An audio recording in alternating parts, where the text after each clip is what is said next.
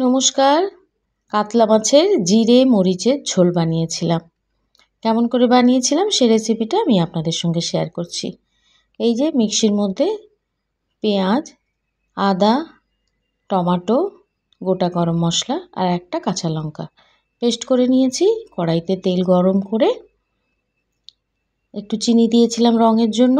তারপর কাশ্মীরি লঙ্কার গুঁড়ো আর হলুদ জলে গুলে দিয়ে দিলাম। ওটা ভাজা হওয়ার পরে পেস্ট করে রাখা মশলাটা দিয়ে ভালো করে কষিয়ে নেব। ওদিকে আমি ফুলকপি আর মাছ, আলু সব ভাজা করে রেখেছিলাম, আলাদা করে উঠিয়ে রেখেছি। ঢাকা দিয়ে এই মশলাটা একটু কষবো। তারপর ওই মশলার উপরে একটু হিং দেব। হিংটা ভালো করে ভেজে নেব মশলার সাথে, খুব সুন্দর করে ভেজে নেব। ভাজা হয়ে গেলে গোলমরিচের গুঁড়ো বেশ অনেকটাই দিলাম, একটু জল দিলাম, দিয়ে ওটা ভালো করে একটু কষিয়ে নেব। ভালো করে কষিয়ে আবারও একটু ঢাকা দিয়ে কষবো। কষানো হয়ে গেলে জল দেব। জলটা হালকা গরম করে নিয়েছিলাম। এবার আস্তে আস্তে এর মধ্যে নুন দেব পরিমাণ মতো।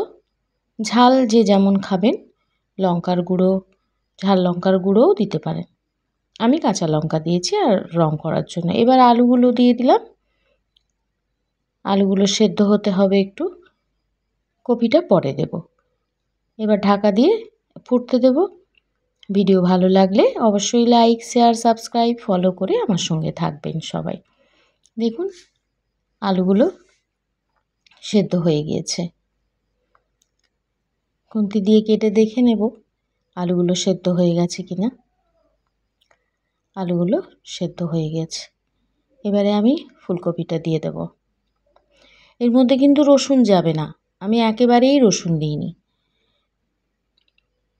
এবার ফুলকপিগুলো দিয়ে দিলাম। ফুলকপিটা দিয়ে একটু ঢাকা দিয়ে সেদ্ধ করব। 2-3 মিনিট রাখলেই হয়ে যাবে। ভাজার সময় অর্ধেক সেদ্ধ হয়ে গিয়েছে। এবার 2-3 মিনিট ঢাকা দিয়ে দিলে ওটা হয়ে যাবে।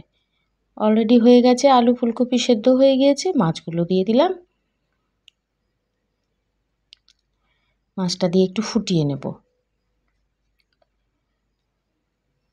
তারপর এবার তাওয়া গরম করে একটু জিরে ধনে গুঁড়ো, আমি কাঁচা জিরে ধনেই রোদে দিয়ে বেশ কড়কড়ে করে ওটাকে মিক্সিতে পিষে রাখি। এবার ওটা ছড়িয়ে দিলাম এর উপরে। একটা অদ্ভুত সুন্দর স্মেল হয়। ধনেপাতা দিয়ে নামিয়ে দেব। হয়ে গেল। এবার গরম গরম ভাতের সাথে গরম গরম কাতলা মাছের জিরে মরিচের ঝোল দিয়ে নিলাম। নমস্কার, সবাই ভালো থাকবেন।